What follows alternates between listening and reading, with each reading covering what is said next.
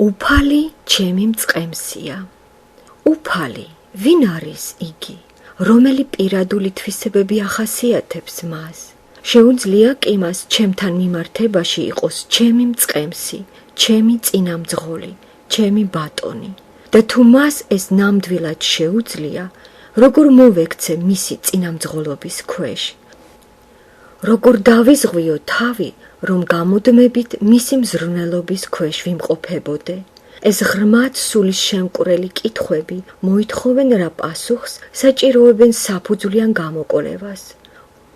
ორაზროვანი, ზედაპირული განზოგადოებისაკენ მიდრეკილება წარმოადგენს ქრისტიანობის უმეტეს უბედურებას. ამ ფსალმუნის ავტორი დავითი თავად გახლდათ მწყემსი და მწყემსის შვილი, რომელიც მოგვიანებით მოგვევლინა როგორც მეფე და მწყემსი ისრაელი ხალხისა. მან წარმოთქვა უფალი ჩემი მწყემსია. ვის გულისხმობდა იგი? იგი გულისხმობდა იაჰვეს, ისრაელის ღმერთს. მისი გამონათქვამები დადასტურებულ იქნა იესო ქრისტეს მიერ. როცა იგი, მარადიული ღმერთი, მოგვევლინა ხორცში და ცხოვრობდა ადამიანებს შორის, მან განაცხადა თავის თავზე: მე ვარ მწყემსი კეთილი. ვინ გახლდათ ეს იესო ქრისტე? თუ მას როგორც პიროვნებას ისე განვიხილავთ, ხშირად მსჯელობა მიიღებს შეზღუდულ ადამიანურ, შფოთიან და დაწვრილმანებულ ელფერს. ამიტომ ჩვენ ასე ხშირად მზად არა ვართ სრულად გადმოვცეთ მისი უფლებამოსილება, მმართველობა და მით უმეტეს მისი უფლებამოსილება ჩვენთან მიმართებაში. ამასთან იგი გვევლინება ყველაფრის შემქმნელად, ხილულისა და უხილავისა, მატერიალურისა და სულიერისა, ყველაფერი იმისა, რაც დედამიწაზეა და ზეცაში. ვინც არის უხილავი ღვთის ხატება, პირმშო ყოველი ქმნილებისა, ვინაიდან მისით შეიქმნა ყოველი, რაც ცაში და დედამიწაზეა, ხილული და უხილავი, საყდარნი თუ უფლებანი, მთავრობანი თუ ხელმწიფებანი. ყველაფერი მის მიერ და მისთვის არის შექმნილი. იგი არის უწინარეს ყოვლისა და ყოველივე მისით დგას. ის არის ეკლესიის სხეულის თავი, ის არის დასაბამი პირმშო მკვდართაგან, რათა მას ჰქონდეს პირველობა ყველაფერში, რადგან მასში მოიწონა მთელი სისავსის დამკვიდრება, რათა მისი მეშვეობით შემოერიგებინა ყოველი და ემშვიდებინა მისი ჯვრის სისხლით მიწაზე თუ ცაში. კოლოსელთა თავი პირველი, მუხლები 15-დან 20-ის ჩათვლით. თუ ჩვენ ოდესმე საფუძვლიანად გავიაზრებთ იესო ქრისტეს პიროვნულობას, წარმოვიდგენთ მის ძალას და საქმიანობას, მაშინ ჩვენ როგორც დავითი სიამაყითა და სიხარულით წარმოვთქვამთ იმას, რომ უფალი ჩემი მწყემსია. მაგრამ მანამდე აუცილებელია გავავარჯიშოთ გონება იმაზე ფიქრით, თუ რა ადგილი უჭირავს კაცობრიობის ისტორიაში მამა ღმერთს, ძესა და სული წმიდას. მამა ღმერთი ერთდროულად გვევლინება ინიციატორ ღმერთად, ყველაფერი არსებულის შემქმნელად. ყველაფერი ეს მან ჩაიფიქრა დასაწყისში სული წმიდაში. ძე ღმერთი, ჩვენი მხსნელი და გადამრჩენელი, გახლავთ დახელოვნებული შემქმნელი, რომელმაც მამასთან ერთად შემოქმედებითად გამოავლინა ყოფაში ყველაფერი ის, რაც დასაწყისში სულში იყო დაგეგმილი და გათვალისწინებული მამის მიერ. სული წმიდა გახლავთ ღმერთის შუამავალი პიროვნება, რომელიც ჩემს გონებასა და სულიერ აღქმას ეხმარება ამ ფაქტების გაცნობიერებაში, რათა პირადად ჩემთვის ისინი გახდნენ ნამდვილნი. ასეთი არაჩვეულებრივი ურთიერთობა ღმერთისა ადამიანებთან მიმართებაში, რომელიც გამუდმებით აღიწერება ბიბლიის ფურცლებზე, შეესაბამება მამის ურთიერთობას შვილებთან, ანუ მწყემსისა თავისი ფარის მიმართ. ეს წარმოდგენები წარმოიქმნება ღვთის სულისაგან. იესო ქრისტეს მიერ გოლგოთაზე ისინი ხორცშესხმულ იქნა სიცოცხლეში, ხოლო სული წმიდის მოქმედებით ისინი ხდება რეალური და ცოცხალი. მაშა სადამე, თუ რომელიმე კაცი ან ქალი მიაგნებს უბრალო, მაგრამ ამავე დროს ამაღლებულ განსაზღვრებას უფალი ჩემი მწყემსია, ამით იგი გამოხატავს ღრმად შინაგან ურთიერთობას ადამიანსა და მის შემქმნელს შორის, რასაც მოყვება პრაქტიკული შედეგები. ეს მიანიჭებს მიწისგან შექმნილ არსებას ღვთიურ დანიშნულებას. ჩვეულებრივი მომაკვდავი იქცევა ღმერთის მზრუნველობის საგნად, რომელსაც ღმერთი ფრიად სათუთად და სიყვარულით ექცევა. მარტო ეს ერთი აზრი უნდა ანთებდეს ჩემს სულს და განისჭვალოს მთელი ჩემი გონება და მე როგორც პიროვნებას მომანიჭოს უდიდესი ღირსება. აზრი, რომ ღმერთი იესო ქრისტეს მეშვეობით უშუალოდ ჩემზე იჩენს მზრუნველობას და უყოვნებლივ ანიჭებს ჩემს ხანმოკლე სიცოცხლეს ამ პლანეტაზე, ახალ არსს და განუზომელ მნიშვნელობას. რაც უფრო დიდებულად აღიმართება იესო ქრისტე ჩემს თვალწინ, მით უფრო მჭიდრო და ღრმა ხდება ჩემი ურთიერთობები მასთან. ამ კუთხით დავითი აშკარად საუბრობს არა როგორც მწყემსი, თუმცა იგი გახდათ მწყემსი, არამედ როგორც თავად ცხვარი. ამაღლებული სიამაყითა და განდიდებით მისი თხრობა ჟღერს ისე, თითქოს იგი ხმამაღლა იკვეხნება. შეხედეთ, ვინ არის ჩემი მწყემსი, ჩემი უფალი, ჩემი წინამძღოლი, იგი უფალია. საკუთარი გამოცდილებიდან მან იცოდა, რომ ნებისმიერი ცხვრის ბედ იღბალი დამოკიდებულია მის ბატონზე. ზოგიერთი ფარის მფლობელნი თავისთვის მინდობილი ცხრების მიმართ ლმობიერნი, კეთილნი, ჭკვიანი, გამბედავნი და თავდადებულები იყვნენ, მაგრამ იყვნენ სხვანიც. ასეთებთან თავად ცხრებს უნდა ებრძოლათ არსებობისათვის. ეთმინათ შიმშილი და სასტიკი მოპყრობა, ხოლო კეთილი დამცველის ხელში ისინი ვითარდებოდნენ, მრავლდებოდნენ და კმაყოფილნი იყვნენ.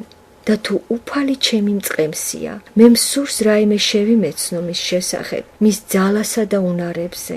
ამას რომ ჩავწვდე, მე ხშირად ვსეირნობ ღამღამობით ვარსკვლავებით მოჭედილი ცის ქვეშ, რათა წარმოვიდგინო ღმერთის სიდიდე და სიდიადე.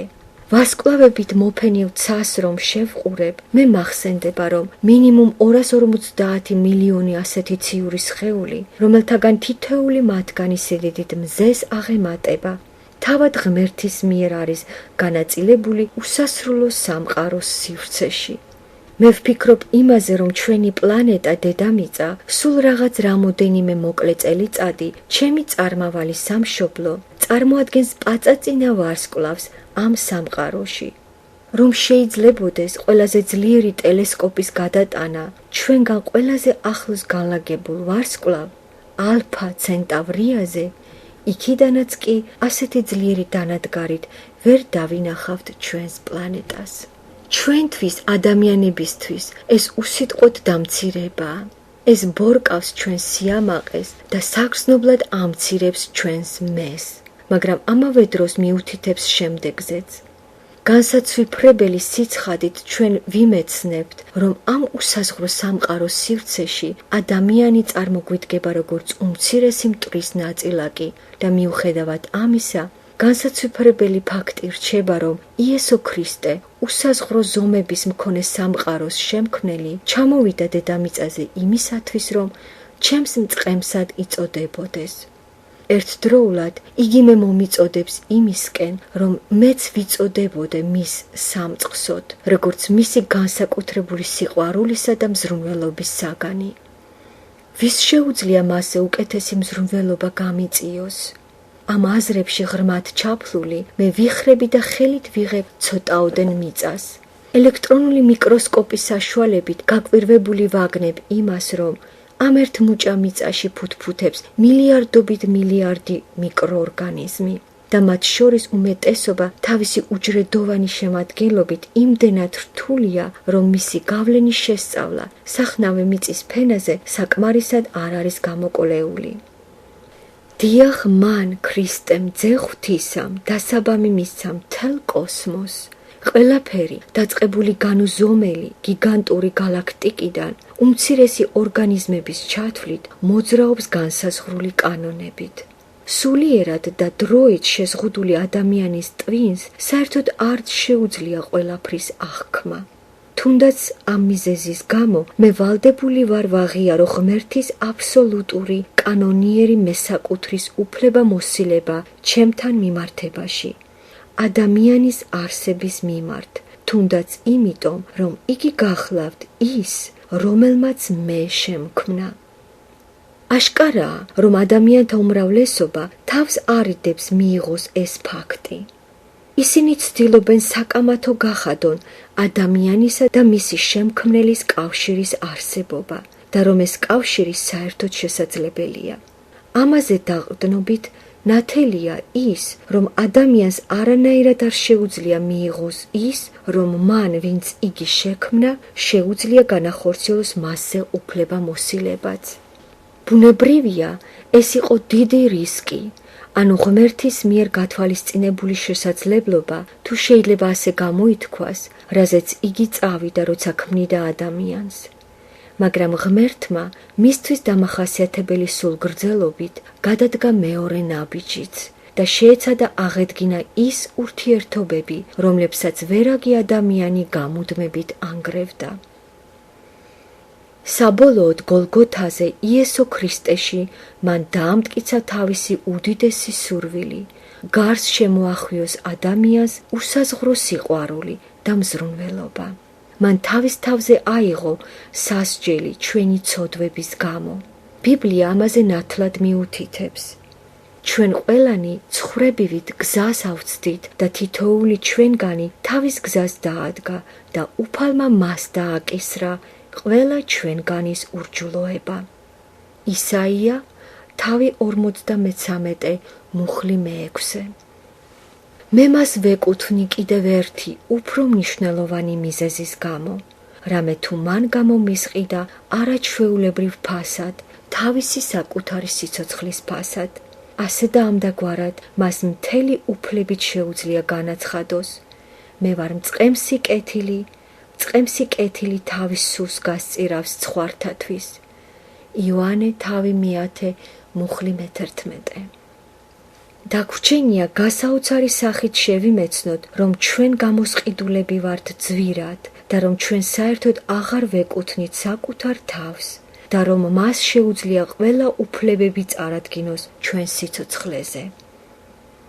მე ჯერ კიდევ გარკვევით მახსოვს, რომ როცა ვიწყებდი მეცხვარეობას, ახლად შეძენილი ნერბის ღირებულებას ჰქონდა უდიდესი მნიშვნელობა. ისინი გადადიოდნენ ჩემს საკუთრებაში, მხოლოდ იმ შემთხვევაში, როცა მე გადავიხდით იმ მყარ ვალუტას, იმ ფულს, რომელიც მე გამოვიმუშავე სისხლით, ოფლითა და ცრემლებით, რეპრესიის წლებში უმძიმესი შრომით. პირველად ცხრების ფარა მე შევიძინე, თუ შეიძლება ითქვას, ჩემი სხეულით, რომლისგანაც იმ დროისთვის გამოვწოვე უკანასკნელი. ამ მიზეზით მე ყოველთვის მქონდა ის უცნაური შეგრძნება, რომ ჩემი ცხრების სინამდვილეში წარმოადგენენ ჩემი სხეულის ნაწილს და რომ მე მათი ნაწილი ვიყავი. ამას მოსდევდა შინაგანი ნდობა, რომელსაც გვერდითი დამკვირვებელი ვერ ამჩნევდა, მაგრამ რისი მეშვეობითაც მე ვგრძნობდი, თუ რამდენად ძვირფასი იყო ჩემთვის ეს 30 ნერბი. იმ დღეს, როცა მე ისინი შევიძინე, ჩემთვის ასევე ნათელი გახდა ის, რომ ეხლა დაიწყებოდა ხანგრძლივი პროცესი. მათი გაზრდისა და განვითარებისთვის მე როგორც მათ მფლობელს განუწყვეტლივ უნდა ჩამეგდო ჩემი სიცოცხლე საფრთხეში. ზოგიერთი მცდარად ფიქრობს, თითქოს ცხრები თავად ზრუნავენ თავიანთ თავზე. პირიქით, ისინი საჭიროებენ გამუდმებულ მეთვალყურეობას და მოვლას, გაცილებით მეტს, ვიდრე სხვა რომელიმე ცხოველები.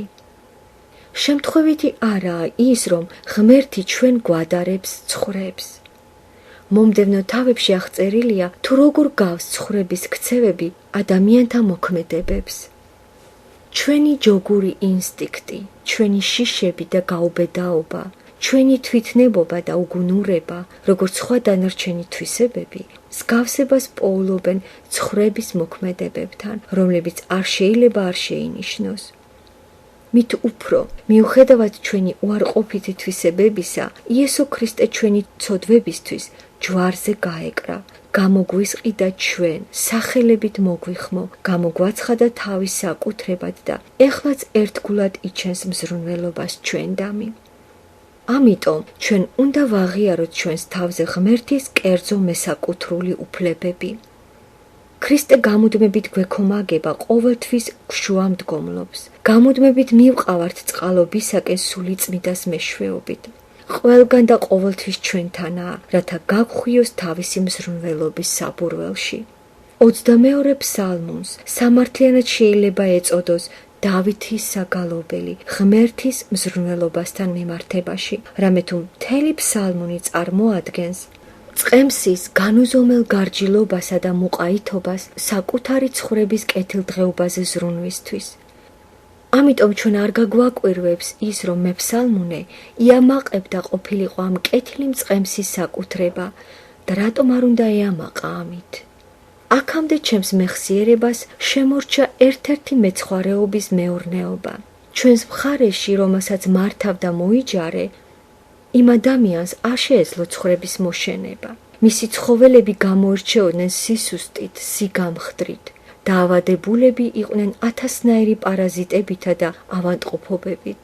მუდმივად ვხედავდით მათ წნულ ღობესთან ფეხზე მდგარს, ღობის გადაღმა სევდიანი, დაჟინებული მზერით მიშტერებულები ცვრიან აბიბინებულ საძოვარს, სადაც ნავარდობდნენ ჩემი ცხვრები. მათ რომ დალაპარაკება შეძლებოდათ, უეჭველად იტყოდნენ, ნეტავი თავს დავაღწევდეთ ამ საშინელ ბატონსა და მეპატრონეს. ეს სურათი არასოდეს არ დამავიწყდება. მას ვადარებ დედამიწაზე მცხოვრებ იმ ადამიანებს, რომლებმაც ვერასოდეს ვერ შეიმეცნეს, თუ რას ნიშნავს იყო ღმერთის საკუთრება. იმ კეთილი მწყემსისა, რომელმაც თავი დადო ჩვენთვის და ისინი უეჭველად სინანულს იმსახურებენ. გაუგებარია ისიც, რომ უმეტესობა ადამიანებისა თავგატაცებით ებრძვის იმას, რომ არ მიიღონ იესო ქრისტე თავიანთ გულებში და არ მიანდონ მას საკუთარი თავი. ამასთან ისინი ეწინააღმდეგებიან მას. ეშინიათ მისი ბატონობის ქვეშ მოექცნენ, ფიქრობენ რა, რომ თუ მიიღებენ მის მესაკუთრულ უფლებებს, მისი სახით ტირანს იპოვიან. ამის გაგება ძნელია, მით უმეტეს მაშინ, თუ დრო დაუთმენ იესო ქრისტეს არსებისა და ხასიათის შესწავლას. სინამდვილეში, თანამედროვეობაში არსებობს მისი პიროვნულობის ბევრი დამახინჯებული სახე, რომლებსაც შევყავართ შეცდომაში. მაგრამ ვინც ერთხელ წინასწარ შემუშავებული აზრის გარეშე განიხილავს მის ცხოვრებას, იგი ძალიან მალე შეიმეცნებს მასში პიროვნებას, რომლის ხასიათის შტრიხებია განუზომელი წყალობა და უეჭველად ამაღლებული პატიოსნება. იგი გახდათ ყველაზე უფრო გაწონასწორებული და შეიძლება ყველაზე მეტად საყვარელი პიროვნება, რომელიც ოდესმე დაბადებული იყო ადამიანთა საზოგადოებაში. იგი დაიბადა უღარიბეს გარემოებაში და მიუხედავად იმისა, რომ ღარიბი მშრომელი ოჯახის წევრი გახლდათ, გამოირჩეოდა განუმეორებელი ღირსებით და თავის თავში დარწმუნებულობით. ბავშვობიდანვე მას არანაირი უპირატესობა არ გააჩნდა სწავლასა თუ მუშაობაში თავის ტოლებს შორის და მიუხედავად ამისა, მისი მსოფლმხედველობა და სიბრძნე დაფუძნებული იყო ადამიანური მოქმედებების უმაღლეს მასშტაბზე, რომელიც არასოდეს არ გამოვლენილა კაცობრიობის ისტორიაში, არც ქრისტემდე და არც მის შემდეგ. მას არასოდეს არ ჰქონია დიდი ფინანსური შემოსავალი, პოლიტიკური თუ სამხედრო ძალაუფლება და მიუხედავად ამისა, სამყაროს ისტორიაში მან დატოვა წარუშლელი შთაბეჭდილებები, როგორიც არც ერთ ადამიანს არ მოუხდენია. მისი წყალობით თითქმის 20 საუკუნის განმავლობაში მილიონობით ადამიანი მისდევდა მის მაგალითს, მიჰყვებოდნენ რა მის წესიერ, დარბაისლურ, კეთილშობილურ ცხოვრების წესს. იგი გახდათ არა მარტო გულისხმიერი, მოსიყვარულე და ერთგული, არამედ მართალი და სამართლიანი, მტკიცე როგორც ფოლადი და ხანდახან მკაცრი, კვეხარა ხალხის მიმართ. თავისი დიდ სულოვნებით და ყოველთვის მიტევებისთვის მზადყოფნაში მყოფი, იგი იხრებოდა წაბორძიკებული ადამიანებისკენ და პატიობდა მათ, მაშინ როცა ფარისევლებს შეუბრალებლად აძრობდა ნიღაბს.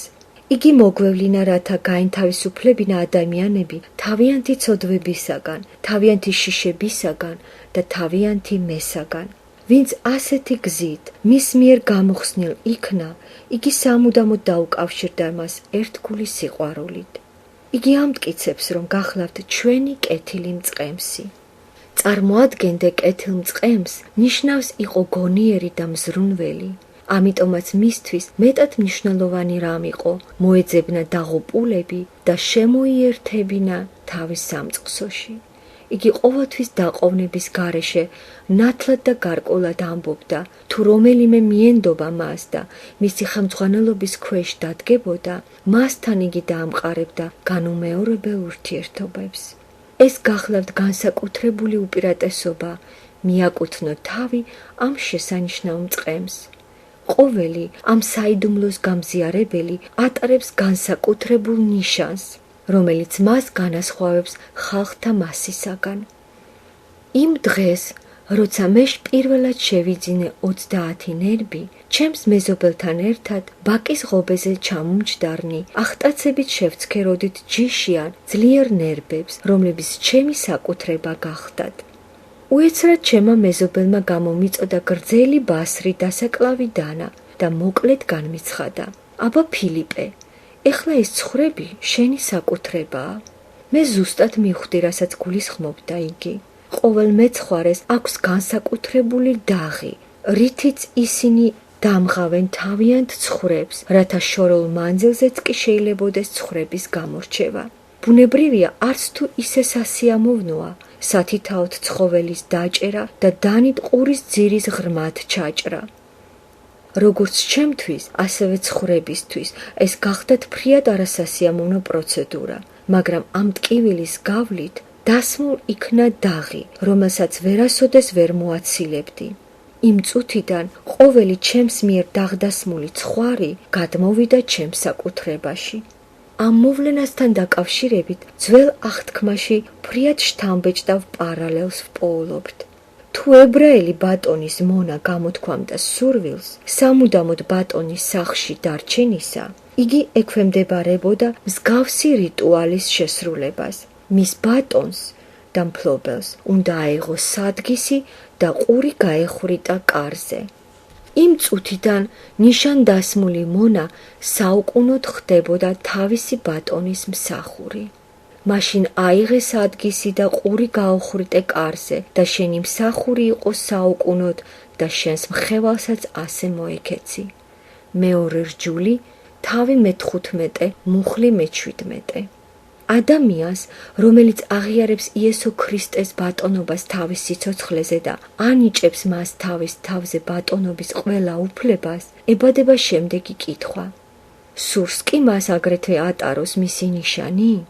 ეს გახლავთ ჯვრის ნიშანი, რომელიც ადევს იმას, ვინც ქრისტეს სამუდამოდ მიაკუთვნა თავი. მაგრამ კითხვა კიდევ იმაშიც მდგომარეობს, ხილულია კი ეს ნიშანი?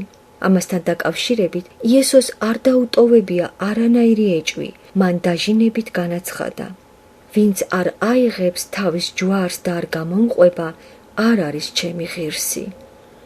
მათე, თავი მეათე, მუხლი 38. ეს ნიშნავს შემდეგს: ქრისტეს მიმდევარი ადამიანი ცვლის იმ ცხოვრებას, რომლითაც ადრე თავისი ნება-სურვილებით ხელმძღვანელობდა და თავის თავს მიაკუთვნებს უფალს. ასეთი ცხოვრება შემდგომში ხდება დაძაბული, მაგრამ გააზრებული და ნაყოფიერი. სამწუხაროა, მაგრამ ფაქტია ის, რომ ადამიანთა უმრავლესობა, რომლებიც არასოდეს გააზრებულად არ გამხდარან იესო ქრისტეს წინამძღოლობისა და მფარველობის ქვეშ და მიუხედავად ამისა გაკადნიერებულად ამტკიცებენ, რომ უფალი ჩემი მწყემსია, ისინი გულში იმედს ატარებენ უბრალო მტკიცების საფუძველზე, რომ მიაღწიონ მის მზრუნველობასთან დაკავშირებულ ყველა მადლის ტკბობას.